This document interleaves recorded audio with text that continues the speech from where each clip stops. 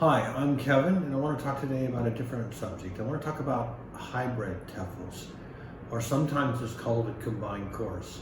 What does that mean? What is combined exactly? In the beginning of the first TEFL courses were completely in-class courses. You attended a class, you did the practice teaching, during that class time. And then with the advent of the internet, some courses went online, and they were online only. And as we talked in other previous videos, there's shortcomings to an online-only course in the sense that there's no practice teaching. Why is that important? Because you only develop through practice, you only develop skills. You get knowledge from the course book, and then which you can get online. And then you need to practice teaching in front of real students in a live classroom to develop skills. Without skills, you won't be an effective teacher. That's what's missing from an online TEFL. So someone came up with the idea of, well, let's combine the two in a sense. So the idea was you do the course book online, and then you join a training center somewhere in the world and do your actual practice teaching in front of a professional certified observer. So that's kind of what the hybrid TEFL is, or the combined course.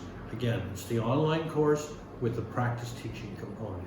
So you go to that center, you develop lesson plans with them, those lesson plans will be approved, you get the materials to teach, you actually teach, you do a self-reflection on your teaching, and then at the end you finally get to the feedback from the observer on your performance with new challenges, what to do for the next class. It's kind of marketed as a best of both worlds.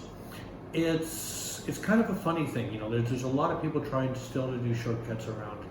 I've been reading today where one online TEFL course does a practicum, but you choose where to do the practice teaching. You could do it at a school near your home, you could do it at a company near your home, and you could even do it in front of your family. The problem is that you want to do a true practicum, a teaching practicum for languages. You want to do it in front of non-English speaking students. You also want a professional observer. This is critical. This is what jumpstarts the whole process. You can't do your own observation of yourself. There are limitations to your power of self-reflection.